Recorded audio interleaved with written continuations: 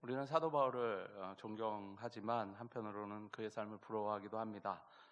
물론 하나님께서 그를 사용해서 놀라운 기적적인 일들을 많이 하셨기 때문에 그의 삶이 참 부러울 때가 많습니다. 그래서 나도 기도하면 뭐 죽은 사람도 살리는 역사가 일어났으면 좋겠다. 아니면 어려움 당하는 영혼들을 위해서 기도했을 때 하나님께서 그 기도 가운데 역사하셔서 그 영혼이 새로워지는 은혜를 누렸으면 좋겠다 하는 마음으로 사도 바울을 부러워하기도 합니다. 또 한편으로는 그의 서신서에서 나타나듯이 하나님에 대한 이해가 사도 바울처럼 깊이 있는 사람은 많지 않은 것 같습니다.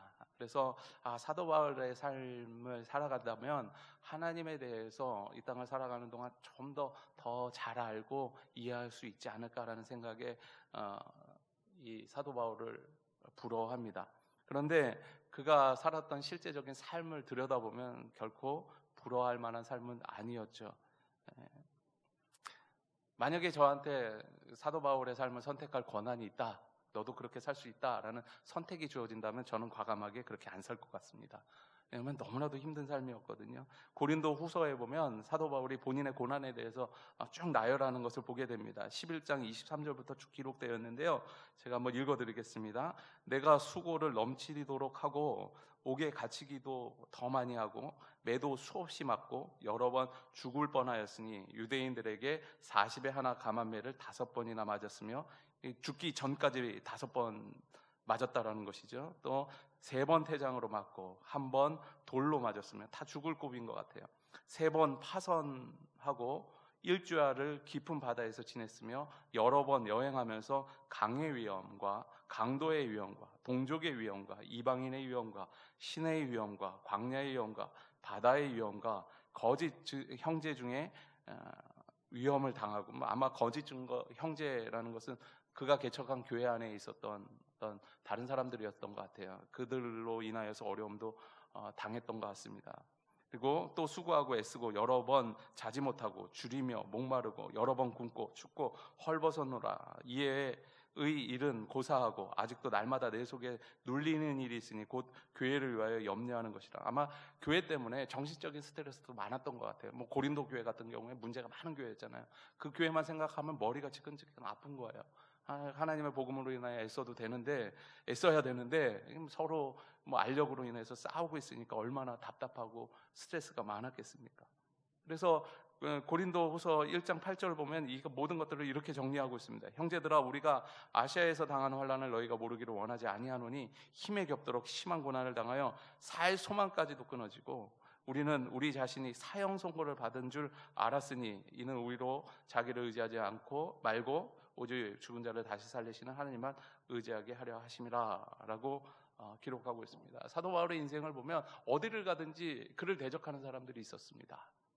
그리고 그를 지지하는 사람은 많은 것 같지만 사실 소수에 불과하지 않았다는 것입니다. 복음을 전하고 전도하는 일이 뭐 영광된 일이기도 하지만 한편으로 실제적인 삶에 있어서는 참으로 많은 고난이 그를 기다리고 있었다는 것이죠. 오늘 23장에 예루살렘에 왔을 때도 어떤 예언을 듣고 왔습니까? 3번에 걸쳐서 예루살렘 가면 너는 고난을 당할 것이다, 너는 잡힐 것이다 라는 예언에도 불구하고 예루살렘에 온 상황입니다.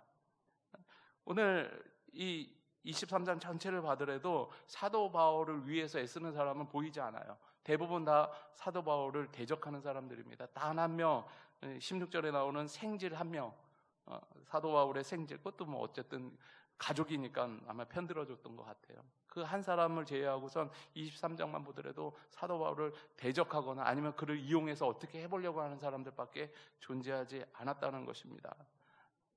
참 어떻게 보면은 이 세상적으로 볼 땐 비참한 삶이 이 사도 바울의 삶 아니겠습니까? 더더군다나 지금 사도 바울이 처한 상황은 어떤 상황입니까? 감옥에 갇혀 있는 삶이었다라는 거예요. 상황이었다는 것이죠.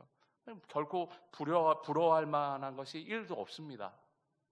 그런데 사도 바울은 다른 서신서를 통하여서 어떻게 이야기하고냐, 자신의 고난에 동참하기를 권유하고 있습니다. 빌립보서 3장 17절 말씀 보면 형제들아 너희는 함께 나를 본받으라. 그리고 고린도전서 4장 16절에는 그러므로 내가 너희에게 권하노니 너희는 나를 본받는 자가 되라. 더 나아가 디모데후서 2장 3절에는 너는 그리스도 예수의 좋은 병사로 나와 함께 고난을 받으라 라고 이야기합니다. 계속해서 고난에 참여할 것을 권유를 합니다. 참여하기 싫은데 계속 권유를 해요. 근데 왜 그렇게 권유하고 고난에 참여해야 된다라고 하는 이유가 무엇입니까? 로마서 8장 17절 말씀 보면 자녀이면 또 상속자 곧 하나님의 상속자요 그리스도와 함께 한 상속자니 우리가 그와 함께 영광을 받기 위하여 고난도 함께 받아야 할 것이다 라고 성경에 기록하고 있습니다. 하나님의 참된 은혜를 알기 위해서는 고난을 경험해야 된다라는 것이죠.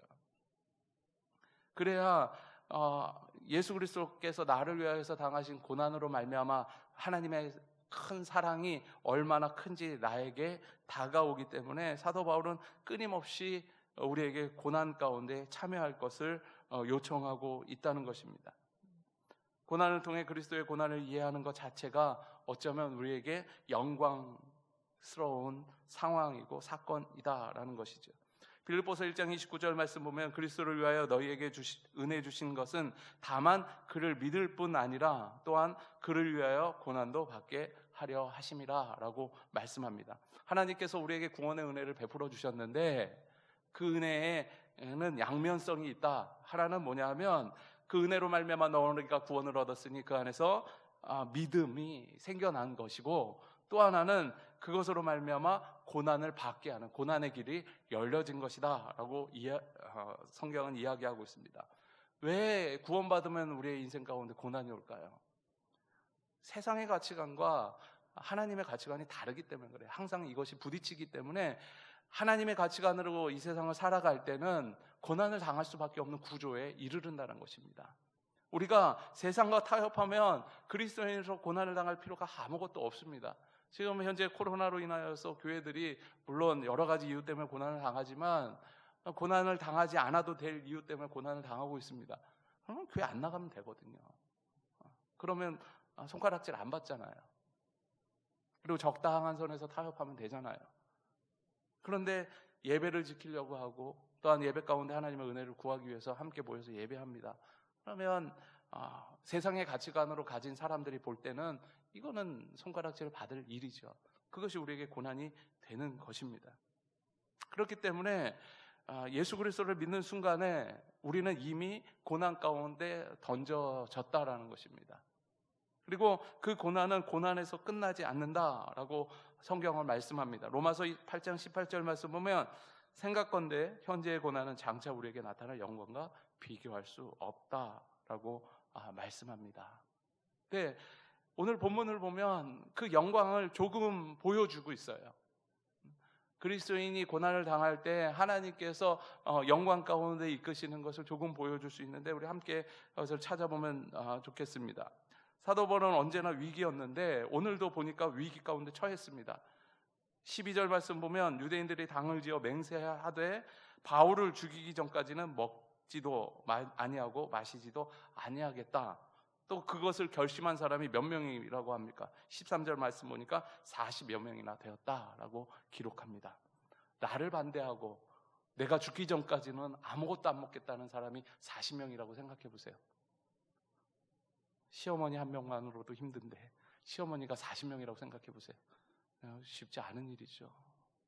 괴로운 일이고 고통스러운 일입니다. 근데 뭐 괴롭히는 것이 아니라 진짜 죽이려고 결단한 것 아니겠습니까? 정말 죽기 위해서 모든 것을 건했어요. 사활을 건 사람이 40명이라는 거예요. 저는 평화주의자입니다. 그래서 누군가가 나를 비난하면 되게 힘들어요. 저를 비난하지 마세요. 근데 힘든데 그 비난하는 사람이 40명이나 대놓고 있다. 참 어려운 일 같아요. 그 가운데에 사도 바울이 지금 어디에 있습니까? 감옥에 갇혀 있다라는 것이죠. 이러한 상황 속에서 하나님께서 사도 바울에게 영광의 빛을 보여주셨는데 어떤 위로를 사도 바울에 해주셨냐면 11절 말씀 보면 그날 밤에 주께서 사도 바울 곁에 서서 이르시되라고 기록합니다. 사도 바울 곁에 주님이 나타나셨어요. 그리고 그 옆에 서 계셨습니다. 그날 밤이 언제였습니까? 공회에서, 유대인들의 공회에서 고난을 당한 그날 밤이었습니다. 시간적으로는 그날 밤이었고, 또 사도 바울이 감옥에 갇혀 있었던 그날 밤이죠. 또 문화적으로 볼 때 밤이라는 것은 어떤 것을 뜻합니까? 암울함을 뜻하지 않습니까? 내 인생이 암울했다, 내 인생이 밤과 같다라고 했을 때 참 안타깝고 암울한 상황을 이야기하고 있지 않습니까? 사도 바울이 처한 상황이 그날 밤과 같았다는 것이죠. 밤과 같았다는 거예요. 그런데 그날 밤에 어떤 일이 일어납니까? 주님이 바울을 찾아오셨다는 것이죠. 왜 찾아오셨을까요? 뒤에 여러 가지 말씀을 하셨지만 첫 번째는 바울을 위로하고 지지하기 위해서 찾아오지 않았나라는 싶은 생각이 듭니다. 여러분들이 밤과 같은 인생을 보낼 때 누군가가 와서 곁에 서서 한번 손을 잡아주거나 아니면 등을 두드려주면 얼마나 위로를 얻습니까? 그 사람이 위로에 여러 가지 말을 하지 않더라도 그냥 옆에 있어서 살며시 안아준다면 큰 위로를 받죠. 그게 주님이라는 거예요.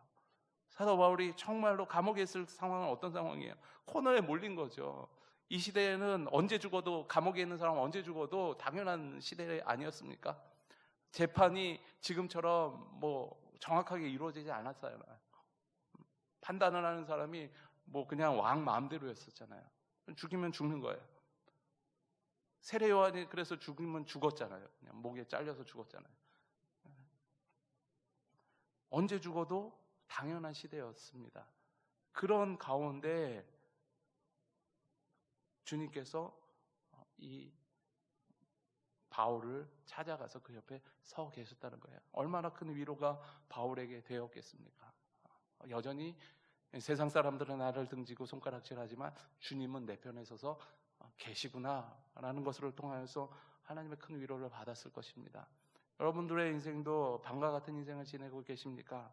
하나님께서 우리에게 한 가지 약속을 하셨는데요. 어떤 약속이냐면 바로 이 밤과 같은 시절에 함께 하시겠다는 약속 아니겠습니까? 하나님을 믿는 자들에게 주신 첫 번째 약속이 그거 아니겠습니까? 임마누엘의 하나님, 내가 너와 항상 함께 있으리라. 내가 때로는 범죄한 가운데 있을지라도, 또한 때로는 절망 가운데 있을지라도 내가 너를 떠나지 아니하고 내가 너를 굳건하게 붙들겠다. 이게 하나님의 약속 아닙니까? 사도 바울이 그것을 경험한 겁니다. 여러분들의 인생에도 어두운 시절을 지날 때 이 하나님의 은혜를 누리시길 바랍니다. 그리고 그렇게 함께 하시는 하나님으로 말미암아 능력과 힘을 얻길 소망합니다. 그리고 사도 바울에게 나타나신 하나님께서, 예수님께서 또 어떻게 이야기하고 계십니까? 이 사도 바울을 향하여 말씀하셨죠. 11절 뒤쪽을 보면 담대하라, 내가 예루살렘에서 나의 일을 증언하는 것 같이 로마에서도 증언하여야 하리라 라고 주님께서 사도 바울에게 말씀하셨습니다. 이게 무슨 말입니까? 너가 감옥에서 죽지 않을 거야 라는 말이죠. 여전히 네가 할 일이 있어. 여전히 내가 너를 사용할 것이다 라는 것을 이야기합니다. 감옥에 있으면 끝나버린 인생 아닙니까? 지금처럼 현대적인 감옥이면 그 감옥에서 나온 다음에 또 할 일이 있겠지만 이때 당시에는 어떻게 될지 모르기 때문에 감옥에 갇혔다 그러면 그 인생은 끝난 거예요. 그런데 주님께서 여전히 내가 너를 지지하고 여전히 너는 쓰임받고 있고 여전히 앞으로도 쓰일 것이다 라는 주님의 말씀을 들은 것이죠. 너의 인생은 감옥에서 끝나는 인생이 아니다라는 것을 사도 바울에게 알려주신 것입니다. 이것이 얼마나 큰 위로였겠습니까? 아무것도 할 수 없는 감옥에서 언제 죽어도 당연한 상황 속에서 하나님께서 약속을 주신 것이죠. 그 약속은 구원의 약속이기도 하고 또한 생존의 약속이기도 했다는 것입니다. 그렇게 하나님의 사람인 사도 바울을 위로하시고 세워주십니다. 우리가 고난의 시절을 당할 때 주님께서 이 사도 바울처럼 곁에 쫙 나타나셔서 곁에 서 있고 또한 말씀하시면 참 좋겠지만 그런 일이 잘 일어나지 않아요. 그런데 우리는 주님의 말씀을 어떻게 들을 수 있겠습니까? 이 성경 말씀을 통해서 들을 수 있죠. 내 인생이 밤과 같이 어두울 때 하나님의 말씀을 깊이 묵상하시면 이 말씀을 통해서 하나님께서 우리에게 나아가야 할 길을 알려주시고 여전히 우리가 하나님 앞에 쓰임받고 있다는 것을 말씀을 통해서 알려주실 것입니다. 그래서 우리는 주님의 말씀을 통해서 위로와 또한 소망을 얻을 수 있다는 것입니다. 그런데 여기서 끝나지 않아요. 말씀으로 끝나지 않아요. 마음의 위로만으로 끝나지 않고 주님께서 이 말씀이 이루어지도록 일하시고 계십니다. 어떻게 일합니까? 유대인들이 이 사도 바울을 죽이려고 40명이나 되는 많은 사람들이 결단을 했는데 이 얘기를 누가 듣습니까? 16절 말씀 보면 사도 바울의 생질이 그 이야기를 들었다라고 이야기합니다. 이 40명이 모여서 모든 사람이 알도록 떠들면서 내가 사도 바울이 죽기 전에는 내가 먹지도 마시지도 않겠다 결단하고 그 방법을 논의할 때 조용하게 지하에서 논의했겠죠. 알리지 않았겠죠. 그런데 바울의 생질이 그 얘기를 들었다는 거예요. 직접 들었는지 아니면 누군가가 전해줬는지 성경에서 정확하게 이야기하고 있지 않지만 어찌됐든 이 생질이 사도 바울을 죽일 계략을 알게 됐다는 거예요. 어떻게 알게 됐을까요? 하나님께서 이 가운데 역사하신 거죠. 사도 바울을 살리고 또한 11절의 말씀을 이루기 위해서 하나님께서 그 사도 바울의 생질로 하여금 그 이야기를 듣게 하셨다는 거예요. 하나님의 일하심이 이 안에서 보이는 것이죠. 그리고 그 다음에 우리가 읽지는 않았지만 그 다음에 어떤 일이 벌어집니까? 바울이 그것을 듣고 그 자신의 생질에게 백부장에게 그 얘기를 하고 백부장은 또 데리고 와서 천부장에게 그 얘기를 하게 합니다. 죄수의 말을 누가 듣겠습니까? 잘 안 들어요. 천부장이나 되는 사람은 되게 높은 지위에 있는 사람이거든요. 죄수의 말을 잘 듣지 않아요. 그런데 하나님께서 이들의 말을 듣게 하셨다는 거예요. 백부장도 듣게 하셨고 천부장도 듣게 하셨습니다. 그래서 어떻게 그 일을 바울을 보호합니까? 23절 말씀 보면 백부장 둘을 불러 이르되 밤 제3시에 가이사라까지 갈 보병 200명과 기병 70명과 창병 200명을 준비하라고 바울을 보호할 470명이나 되는 사람을 모았다는 거예요. 그래서 사도 바울을 보호해서 가이사라까지 예루살렘에서 가이사라까지 움직이게 했다는 것이죠. 그 위협에서 보호했다는 것입니다. 이게 우연히 일어난 일입니까? 아니죠. 하나님의 말씀이 이들을 통해서 성취되는 것을 끊임없이 보여주는 거예요. 하나님이 개입하시지 않고서는 일이 이루어질 수 없다는 것입니다. 그 일이 이루어진 것입니다. 디모데후서 2장 9절 말씀 보면 이런 말씀이 있습니다. 복음으로 말미암아 내가 죄인과 같이 매이는 데까지 고난을 받았으나 하나님의 말씀은 매이지 아니하니라. 그렇죠? 사도 바울이 하나님의 말씀을 들을 때는 언제 있습니까? 감옥에 갇혀 있을 때 들었어요. 아무것도 할 수 없는 상황 속에 있었죠. 죄인과 같이 매여 있는 상황. 그런데 하나님의 말씀은 어떻게 됩니까? 매이지 않았죠. 일을 이루셨다라는 거예요. 바울은 움직이지 않았지만 하나님의 말씀을 움직여서 사도 바울을 보호하시고 또한 사도 바울을 하나님의 말씀을 이루는 데까지 이끌어 주셨다라는 것입니다. 우리는 하나님의 사역을 할 때 때로는 오해하고 때로는 욕망이 사로잡힐 때가 있습니다. 내가 이 일을 해야 이 일을 통해서 놀라운 역사가 일어나야지라는 생각을 합니다. 내가 꼭 그 일을 해서 이 땅 가운데 하나님의 역사를 보여줘야지 기대하면서 그 일을 합니다. 그런데 그 일을 이루는 것은 우리가 아니라는 것이죠. 나는 매여 있을지라도 내가 잘못하더라도 하나님께서 역사하시면 일하시는 것이고요. 또한 내가 잘하더라도 하나님께서 역사하시지 않는다면 그 아무 일도 일어나지 않는 것이 하나님의 나라의 법칙이라는 사실을 기억해야 합니다. 그게 디모데후서 2장 9절의 말씀이에요. 나는 매여 있더라도 하나님의 말씀은 매이지 않는다. 그것을 항상 기억해야 합니다. 그래서 하나님의 기적이 이 사도 바울을 통하여서 나타났다는 것입니다. 그리고 하나님의 말씀이 하나님의 능력을 통하여서 일어난 것이죠. 이건 하나님이 다 하시는 일이에요. 하나님께서 찾아오시는 일도 위로하시는 일도 하나님께서 하시는 일입니다. 그러면 우리는 고난을 당한 우리는 어떻게 하고 있어야 합니까? 주님께서 처음 나오셨을 때 처음 나오시진 않았죠. 여러 번 나올 때 오늘 나왔을 때 어떻게 서서 처음 말씀하십니까? 담대하라라고 말씀합니다. 어떤 일이 닥쳐오더라도 어떤 어려움이 있더라도 담대할 것을 사도 바울에 권고하고 있는 것입니다.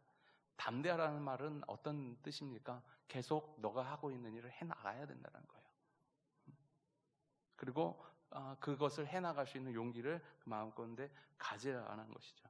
구약의 여호수아를 보면 1장 5절에 이런 말씀을 합니다. 주님께서 모세가 죽은 후에 두려워 떨고 있는 이스라엘 백성과 여호수아에게 요청하신 거죠. 너희는 담대하고 그 마음을 강하게 하라라고 요청을 합니다. 그러면서 담대하고 강하게 할 수 있는 이유에 대해서 설명합니다. 1장 5절에 내 평생에 너를 능히 대적할 자가 없으리니 내가 모세와 함께 있었던 것 같이 너와 함께 있을 것임이니라. 내가 너를 떠나지 아니하며 버리지 아니하리니. 이게 우리가 담대할 수 있는 이유가 여기에 있지 않습니까? 하나님이 내 편이 돼서 나와 함께 하시기 때문에 우리는 어떠한 상황 속에서도 담대할 수 있는 이유를 가진 것입니다. 구원받고 하나님으로 말미암아 선택받은 자의 권리가 있는데요, 그 권리가 무엇이냐면 하나님이 나와 함께 하시는 권리를 가진 거예요. 그 전까지 구원받지 않았을 때는 하나님이 나와 함께 하시지 않았습니다. 그런데 구원받은 다음에 거듭난 인생은 항상 하나님이 함께 하시겠다라는 약속을 주셨습니다.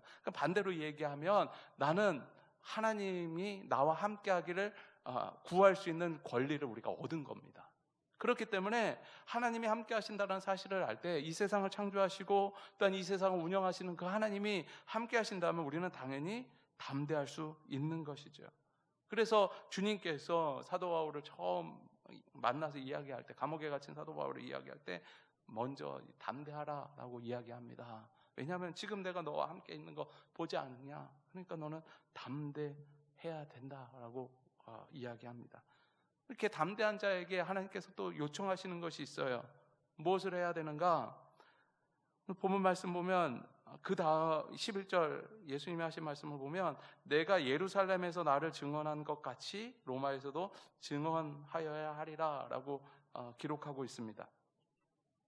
예루살렘에서와 같이라는 뜻은 무엇입니까? 바울이 예전에도 하나님의 복음을 전했다는 거예요. 그 전한 대로 똑같이 로마에서도 전하는 일이 생길 것이다 라고 말씀합니다. 사도 바울에게는 로마에서도 증언을 해야 되는데 어떤 방식으로 하냐면 바울이 이전부터 해오던 방식대로 복음을 전할 것을 말씀합니다. 구원이라는 것은 기대하지 않는 하나님의 놀라운 기적과 같은 역사입니다. 그 기적과 같은 역사가 우리에게 단 한 번 일어났는데 그 다음에도 우리는 끊임없이 하나님 앞에 그 기적을 구합니다. 하나님의 놀라운 역사를 구합니다. 구하는 것은 구하는 자의 마음이기 때문에 괜찮지만 사실 우리에게 필요한 것은 기적이 아니라 예루살렘에서와 같이, 이 말이 우리에게 필요하다는 거예요. 다니엘이 목숨이 경각에 달린 상황 속에서도 그가 했던 일이 무엇입니까? 전에 하던 대로 예루살렘을 향하여서 창문을 열고 하루에 3번 하나님 앞에서 기도했다는 것이죠. 그래서 집중해야 될 단어가 무엇입니까? 전에 하던 대로. 사도 바울이 하나님께서 로마에게 복음을 전하게 할 텐데 어떤 모습대로? 전에 너가 전한 대로. 그러면 우리에게 필요한 것이 무엇입니까? 전에 하던 대로가 필요한 거예요.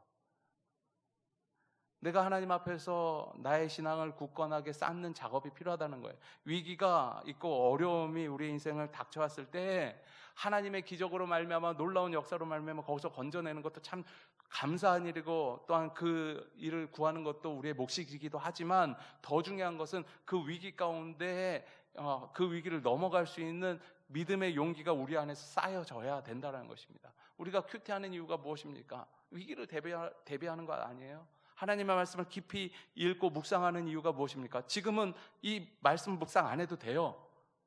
그렇지만 흔들리는 순간에, 위기의 순간에 왔을 때 그 묵상한 말씀이 그 위기를 넘어갈 수 있는 힘을 우리에게 준다는 것입니다. 그래서 우리의 신앙은 끊임없이 전에 하던 대로가 깊이 많이 생겨야 하는 거예요.